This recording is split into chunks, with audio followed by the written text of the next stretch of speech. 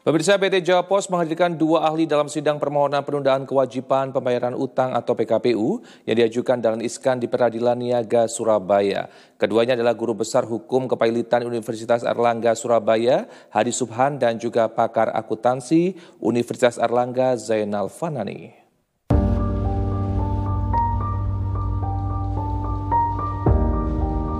Dalam sidang gugatan yang diajukan Dahlan Iskan atas perkara dugaan penundaan kewajiban pembayaran utang atau PKPU di Pengadilan Negeri Surabaya, Jawa Pos menghadirkan 2 saksi ahli. Keduanya adalah Guru Besar Hukum Kepailitan Universitas Airlangga Surabaya Hadi Subhan dan pakar akuntansi Universitas Airlangga Zainal Fanani. Pengacara PT Jawa Pos E.L. Sajago mengatakan bahwa berdasarkan keterangan para ahli dalam persidangan tidak ada dasar Dahlan untuk mengajukan PKPU. Sajago menengarai bahwa PKPU itu sengaja diajukan Dahlan dengan itikat tidak baik. Berdasarkan bukti-bukti yang dia ajukan, PT Jawa Pos tidak pernah punya utang kepada kreditur manapun termasuk Dahlan. Sajago mengatakan bahwa PT Jawa Pos juga tidak memiliki utang kepada 2 bank sebagaimana yang turut didalilkan pemohon. Hal itu terungkap dalam bukti-bukti yang diajukan PT Jawa Pos. Kalaupun ada kreditur lain, maka harus hadir dalam persidangan untuk membuktikan secara tegas dan jelas bahwa memang ada utang. Persidangan yang bisa diikuti oleh rekan-rekan semuanya jelas dan tegas bahwa yang pertama, bahwa yang namanya dividen itu tidak pembuktiannya sederhana. Sama seperti yang kami sudah melakukan pembicaraan bahwa hutang dividen sebetulnya bukan hutang yang secara sederhana dapat diajukan oleh PKPU. Itu yang pertama. Dan yang kedua, baik secara akuntansi maupun secara hukum dapat ditegaskan dan dijelaskan bahwa entitas anak perusahaan itu punya kewajiban yang terpisah. Tidak bisa digabungkan menjadi satu. Jadi anak perusahaan, cucu perusahaan, cicit perusahaan itu kewajibannya terpisah dari induk perusahaan. PT Jawa Pos adalah induk perusahaan yang mempunyai banyak anak perusahaan sehingga tidak bisa dimintakan pertanggungjawaban atau dianggap mempunyai utang terhadap utang yang dimiliki oleh anak perusahaannya atau cucu perusahaannya. Itu jelas dari ahli-ahlinya sudah menjelaskan. Oleh karena itu maka amat sangat-sangat disayangkan pada upaya seperti ini diajukan. Kami dari PT Jawa Pos merasa bahwa upaya permohonan PKPU ini adalah permohonan PKPU yang tidak diajukan dengan itikat baik. Ini permohonan PKPU yang diajukan dengan itikat buruk karena tidak ada dasar sama sekali. Kalaupun ada entitas anak atau ada kreditor lain, itu maka harus hadir di dalam persidangan untuk membuktikan secara tegas dan secara jelas bahwa memang betul ada utang. Kalau tidak ada utang, jangan diada-adakan seolah-olah ada utang. Bila memang ada sengketa di antara pemegang saham, lakukan upaya-upaya lain. Masih ada upaya mediasi, masih ada upaya lain, upaya gugatan, dan lain sebagainya. Dalam persidangan ini, ahli berpendapat bahwa permohonan penundaan kewajiban pembayaran utang atau PKPU yang diajukan Dahlan Iskan terhadap PT Jawa Pos di Pengadilan Niaga Surabaya tidak sesuai dengan syarat-syarat pengajuan PKPU. Utang dividen harus tercatat dalam laporan keuangan perusahaan karena telah dinyatakan dalam RUPS atau Rapat Umum Pemegang Saham.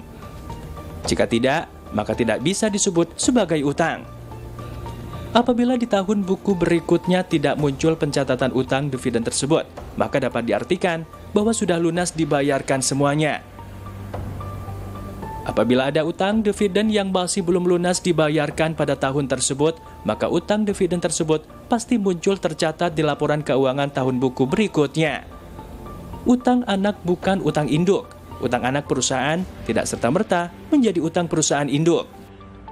Problemnya ada di utangnya anak. Utangnya dalam bentuk apa nih? Utang dividen. Jadi tadi kan saya tanya soal utang dividen. Kalau ada anak utang dividen, apakah induk harus bayari utang dividennya anak? Jawabannya ya tidak. Utang dividen anak ya dibayari oleh anak, maksudnya begitu. Kalau ada ya, termasuk kalau ada utang-utang yang lainnya, maksudnya gitu. Kalau utang yang lainnya yang bayar siapa? Yang berhutang. Taruhlah induknya namanya A, B adalah anak, yang utang adalah B. Yang bayar siapa? Ya B, maksudnya begitu loh. Tidak serta-merta A. Kapan A terlibat? Apabila, kalau dalam akuntansi ya, jadi gini, tanggung jawab pemilik modal itu kan sebesar kepemilikannya, Pak. Kepemilikan ini bahasanya adalah sebesar asetnya, gitu. Kalau asetnya sudah habis, baru nanti ke induk, maksudnya begitu. Utang dividen tidak bisa dimohonkan PKPU karena pembuktiannya tidak sederhana. Dividen bukan utang yang dimaksud dalam Undang-Undang Kepailitan. Utang dalam kepailitan itu adalah utang yang ada dalam perjanjian. PKPU minimal harus diajukan oleh 2 kreditur sebab PKPU adalah penyelesaian utang secara kolektif. Kalau pemohonnya hanya 1 orang saja tidak cukup. Laporan keuangan dan laporan pajak tidak cukup untuk dijadikan bukti dalam permohonan PKPU. Sebab laporan itu dinamis, laporan keuangan 2024 tidak mencerminkan kondisi sekarang. Semisal dulu tercatat punya utang, bisa saja sekarang sudah dilunasi. Sangat jauh sekali dari soal kepailitan dan PKPU, itu sangat tidak eligible untuk syarat permohonan pailit atau PKPU. Sebab apa? Sebab pertama, dividen itu bukan utang bagi pemegang saham itu. Bukan utang yang bisa dijadikan syarat untuk permohonan PKPU atau pailit. Yang kedua, salah satu syarat adalah pembuktian sederhana. Dan ini sebelum permohonan PKPU itu ada banyak perkara terkait dengan ini, baik pidana maupun perdata.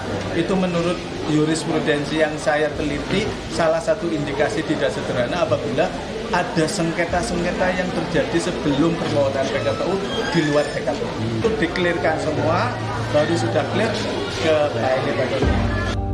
Permohonan PKPU terhadap PT Jawa Pos untuk menagih utang dividen yang dia klaim senilai 5,4 miliar, pengacara Dahlan Arif Sahudi mengatakan bahwa pihaknya akan menyanggah keterangan ahli dari PT Jawa Pos dengan ahli yang telah mereka siapkan dalam sidang berikutnya.